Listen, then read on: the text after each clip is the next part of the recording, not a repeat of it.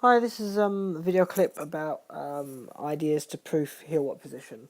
Um, I've got my two mallees. I'll just show you some bits and pieces you can do, some ideas for you to think about.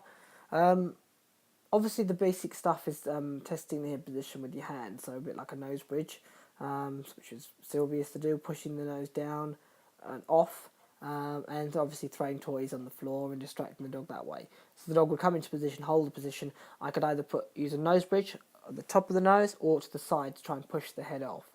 Um, Other variations of is trying to push the dog off with my leg, little tiny pivots and side steps quickly to see if the dog can um, find the leg, as it were.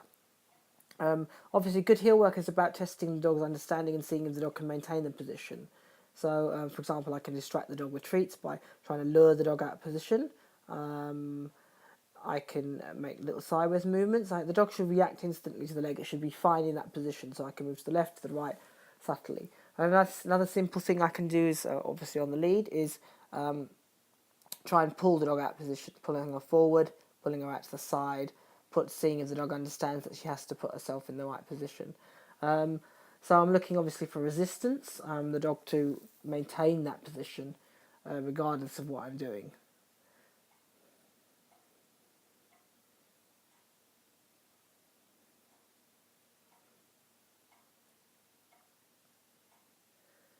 So again, I can use that to get the dog to hold the turns. I can test her position to see how well she knows it. I can do little tiny movements to the left, to the right, and mix up those entities. I can do push the nose off. So that would be where I put pressure in between my leg and the dog's nose on the inside of the dog's head, or on the inside of the dog's nose, I should say. I can also, obviously, as you saw earlier, I combine those things together as well. I can also do stuff on my hand touch, to like sort of tease the dog out of position, see if the dog understands to maintain the hand touch, whilst I'm trying to tease her away from it, proofing her. Again, this all helps the dog's understanding of heel position. The dog should be able to resist the temptation of food, toys, etc. And this then follows through to my heel work. I can put the dog in a hand touch and repeat that same thing again, and the dog shouldn't break off out of position until I reward it or give it permission to. Simple way of starting that is by doing what I just did there, where I have two treats, one on the left, one on the right. I keep the dog's attention with the left hand and I entice it away with the right. A thing that you want to also work on is the dog being able to take food in position and put its head back there. So I can feed, and the dog and the dog puts itself back in position, doesn't break out of that position. So I can obviously tease more, reward the dog in position. The dog should find it. So every time I feed Thriller, for example, she puts herself back in that position. I want to be able to obviously move my hand. The hand, although it's used there to teach the dog, it's also there to test the dog. So I can pull the collar on the outside and I can replicate what I did earlier with the lead.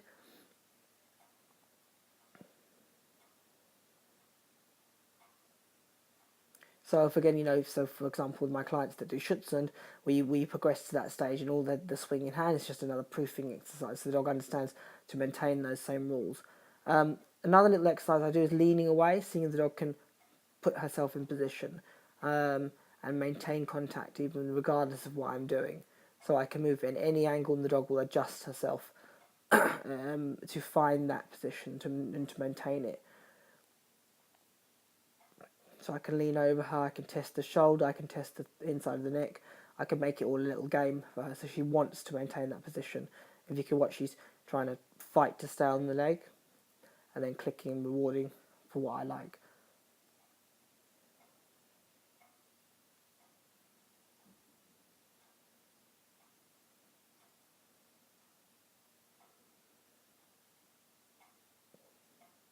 Again, being quite mean there, using the ball to distract the dog, seeing if that will get her to come out of position and to lose the position.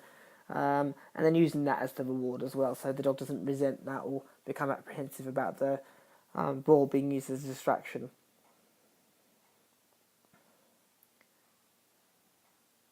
Again, I could start that exercise out wide on the hand touch if the dog understands the concept of maintaining the hand touch this should follow through to your heel work position training.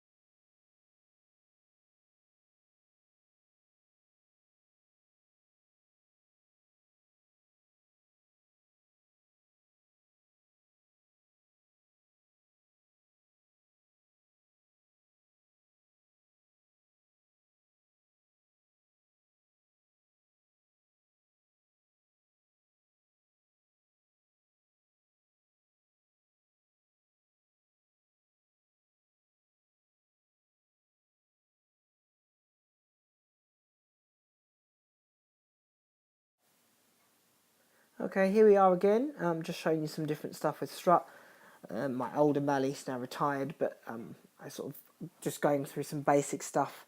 So again, rewarding, luring the dog out in position with treats, seeing the dog can understand pressure from my hands. Obviously, luring him out there, I can test his nose, etc. You'll see me do shortly, and see if the dog can find the position. So I can do pressure off the nose, downward pressure, and the dog understands. If you can see that he's fighting to put it back in.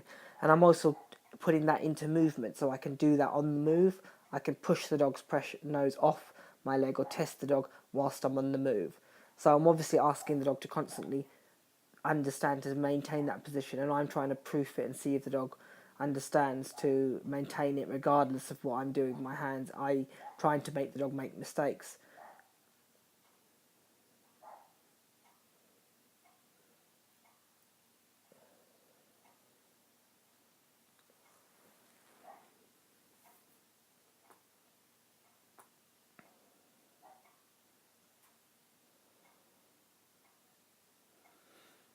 So as you can see, I'm looking for quite a lot of pressure back on the leg. I want the dog to really understand to fight to stay on that leg, and I can again do that on the move, so I can test the dog's position. If I feel the dog isn't quite on the leg, I can obviously exaggerate that and ask the dog to really, really fight to stay on there.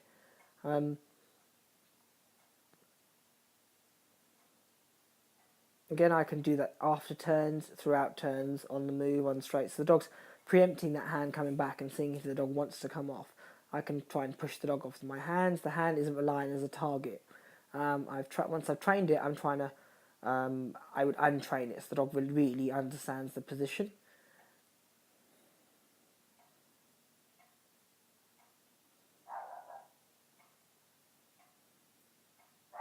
So I can again drop food, test if the dog understands. Obviously, you've got to be quick off the mark there to ensure the dog doesn't get rewarded for losing position. And I can ask the dog to maintain that position while food's been dropped. It's a quite a basic thing for a dog to do. I can again do that on the move as well, and ask the dog to maintain that position.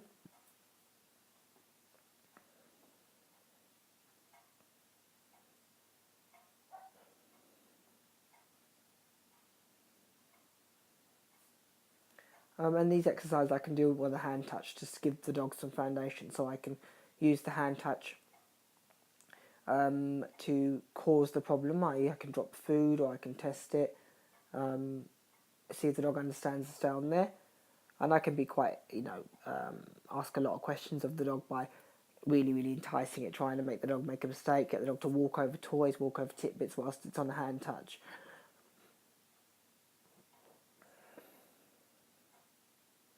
As you see with both my dogs, I do a pressure notes target on the hand rather than on the dog pushing on the side of the hand.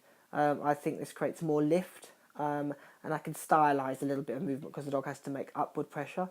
If the hand's on the inside of the dog's face, what they tend to do is be crooked sometimes, so you need to might be mindful of that.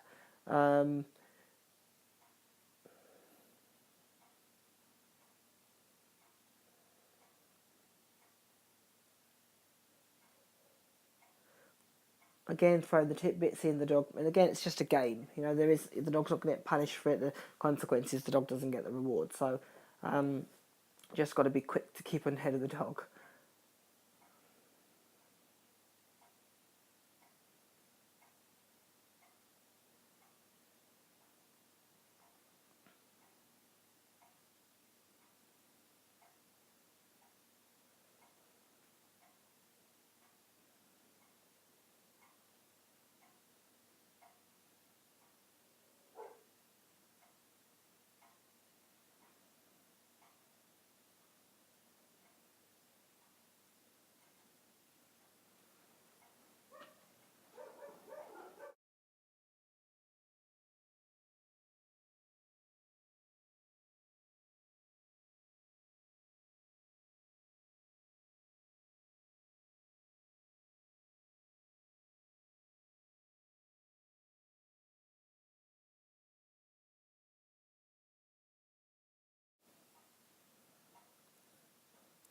So other things I can do is obviously a little sideways movement. It's trying to push the dog off with my legs so the dog understands to fight back on position. I can change my angle, I can lean away from the dog and obviously get the dog to drive and push onto the leg. I can also change the tempo and the manner in which I walk to test if the dog understands the position. So I can move away from the dog on a diagonal. I must get the dog to do a shoulder in. I can push the dog off. I can test if the dog will